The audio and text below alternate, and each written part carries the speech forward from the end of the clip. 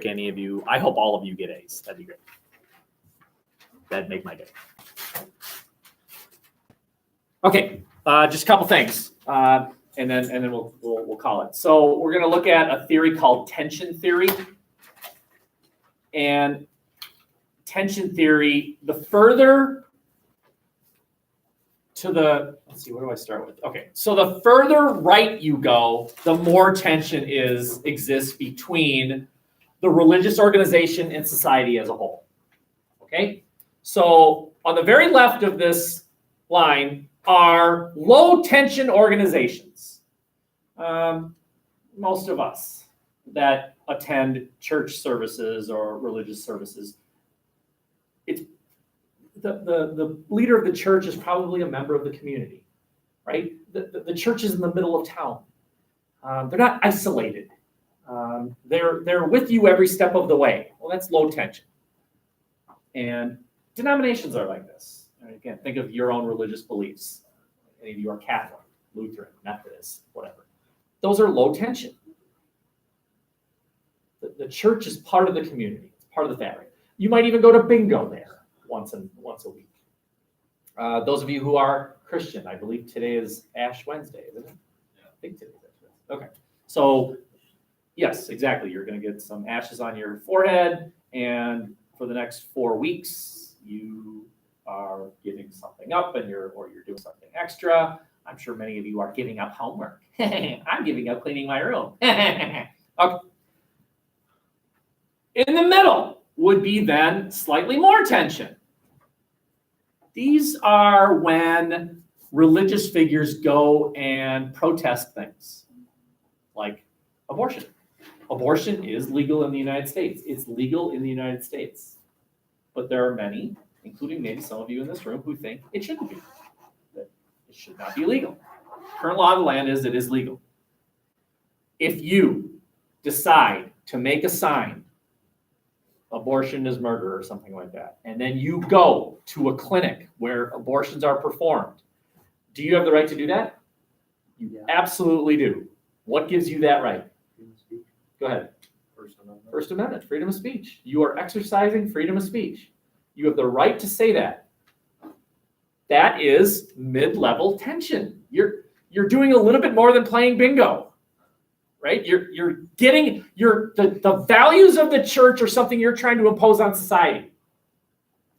Now, where it gets a little bit higher tension is, what if someone shows up at that clinic and you won't let them in? You're standing in the way. So then they're trying to push you out of the way, and then pretty soon we're pushing each other.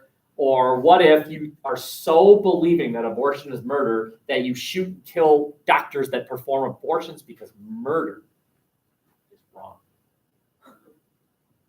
And if you think I made that up, I didn't. His name is Eric Randolph. He is right now rotting in a prison in America's #1 prison, which is a prison called Supermax. Wasn't that in Florida? It's in Colorado. You're close. There was another abortion shooting. Oh, I'm sure. Yeah. This guy is the same guy who detonated the bomb at the 1996 Atlanta Olympics. That's the guy, right? So he detonated the bomb at the Olympics. I can't remember if anyone was killed. I don't remember. But he owned a high scope rifle and assassinated doctors because abortion is murder. His neighbor in that prison is Ted Kaczynski. I don't know if any of you recognize that name. Does anyone recognize that name? Do you recognize that name? Ted Kaczynski? Ted Kaczynski is also known as the Unabomber. Does that name ring a bell? Still not really. This guy mailed bombs. He mailed bombs.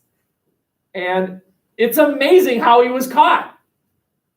He wrote this crazy thesis about technology and how evil it was, handwritten. He wrote the note, and he mailed it to the Los Angeles Times, and he said, if you do not print in entirety my thesis, I will start mailing bombs again.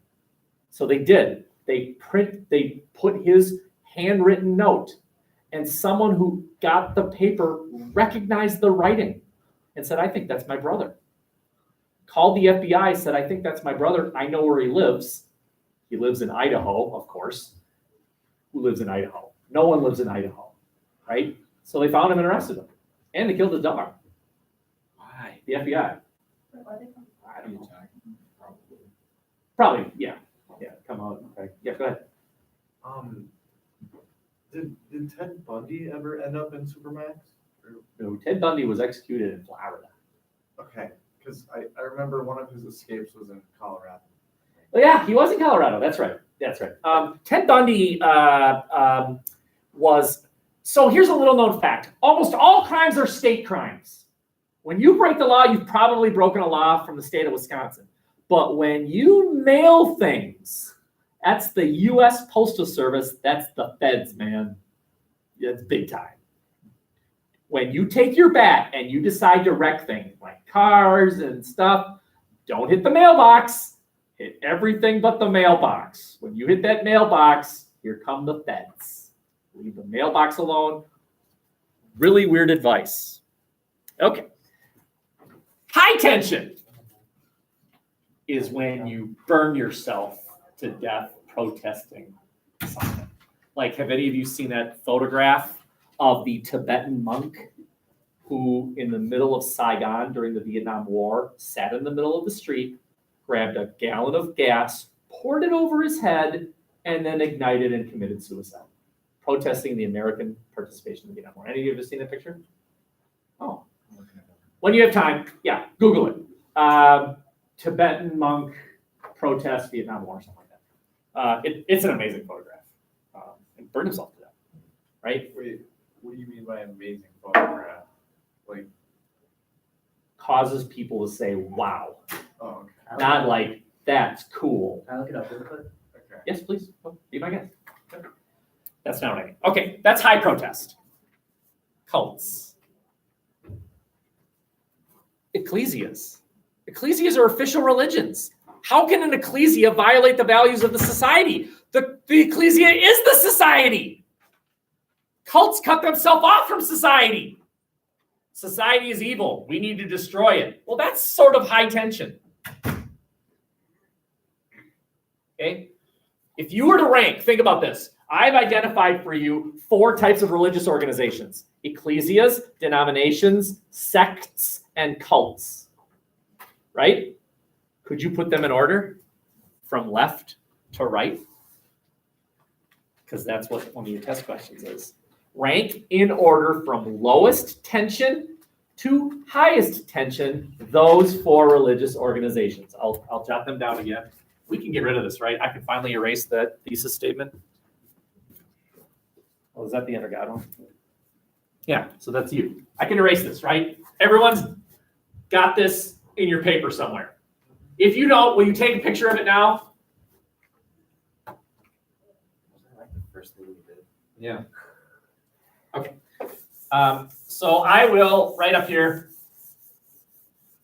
4 types of religious organizations in random order. So here are cults.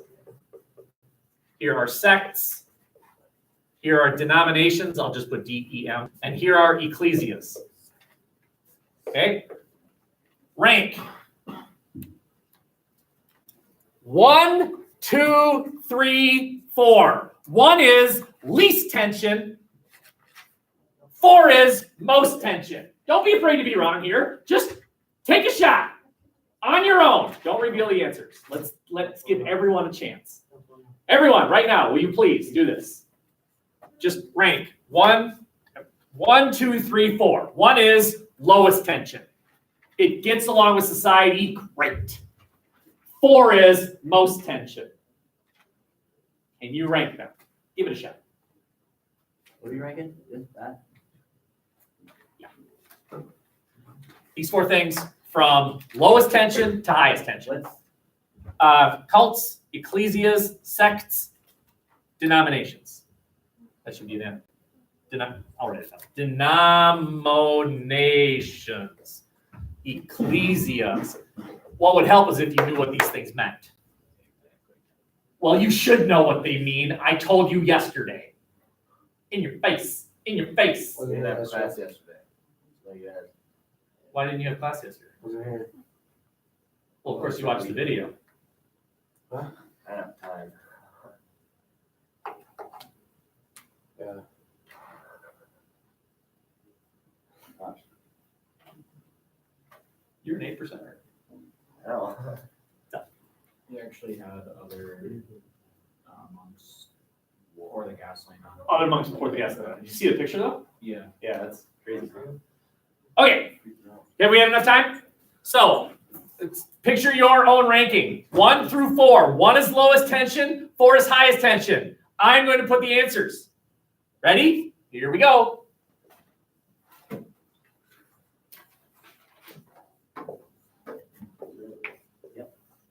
you do it right?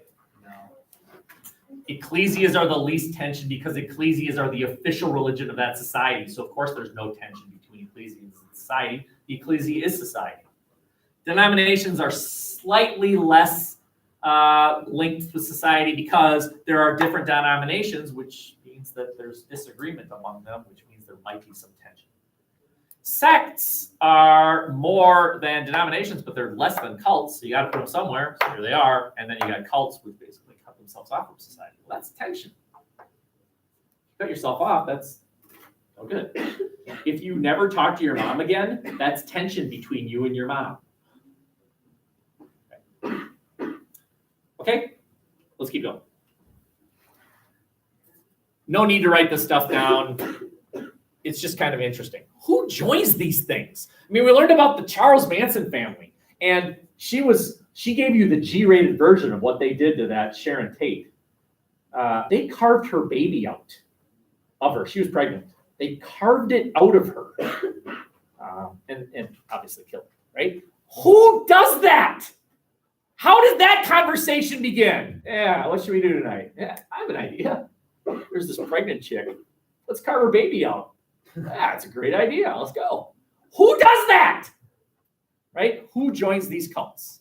Some characteristics. Loners. People with no friends. They want to belong. And so they join this group, and to prove that they deserve membership in the group, they do whatever it takes. Same thing with gang membership. A lot of these gangs will have initiations, and the initiation is some criminal activity. You gotta perform a criminal act if you want to be part of the gang, because then they know if that person performed that criminal act, that's not a cop, right? Unless the cop is pretty aggressive, and the criminal act will usually be some sort of violent activity, and they do it just so they. Well, I don't know about killing, but it might be stealing something or delivering something. But Manson targeted like hipsters who really just wanted to be able to do whatever they wanted. Do all the drugs they wanted. Very good. So these are people that had unstable family situations, right? They're gullible.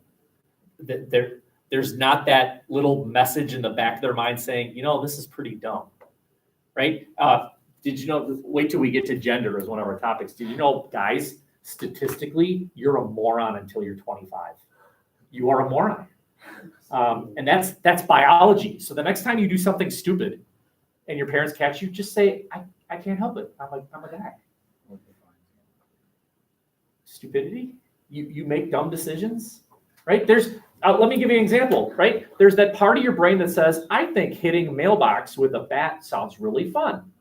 And then there's that other part of your brain that girls develop earlier that says, that's probably a bad idea. When do girls develop that? About 16. Right? And for guys, the connection between those two things, this sounds fun, probably shouldn't do it, does not connect until you're 25.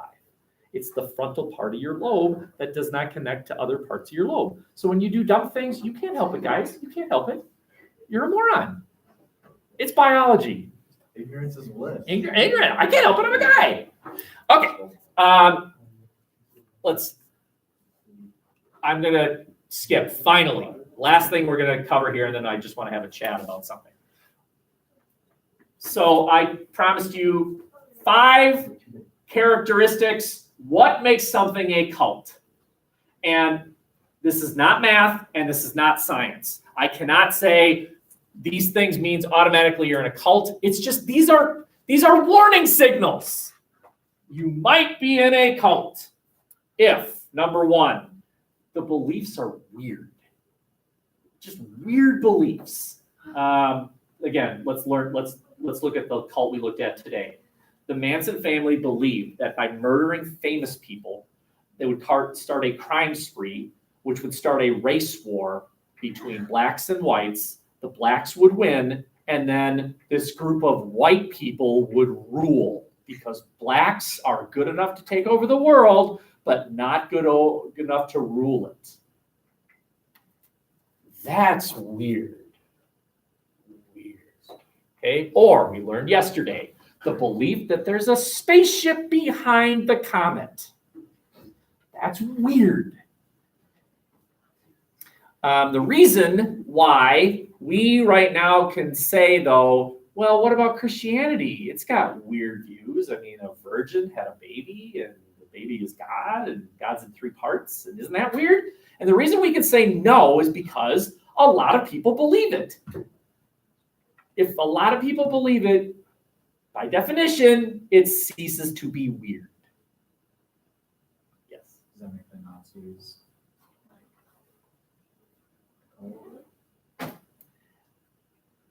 The answer is yes. A specific kind of cult called a political cult. We'll get there. Okay, very good. Okay. Characteristic number 2, they head for the hills. They head for the hills, right? They cut themselves off from society. They go to, any of you do the Jamestown one? Jonestown? Did anyone do that one? No one did that one. Oh. Is it called Jonestown Massacre? Jonestown Massacre, yep, exactly right. So Jim Jones started in Oakland, California, and decided that American society was evil, so moved his entire group to French Guiana, middle of the jungle, where they started their own society.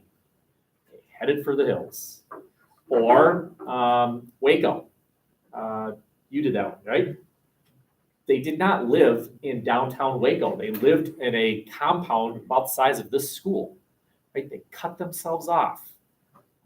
That's what this means. They headed for the hills. They cut themselves off. Characteristic number 3, a charismatic leader, a vibrant leader. Hitler is an example, right? Jim Jones, the leader of Jonestown. David Koresh, Charles Manson. The organization died with the death of the leader. Right? It's over, right? When Manson died, that's the end of the Manson family. When Koresh died, theoretically, that should have been the death of that cult. It's focused on that person. He believes that he's the key. He's the key. Or who did the Majneesh? It was AJ, right? That guy. He was the key. Okay.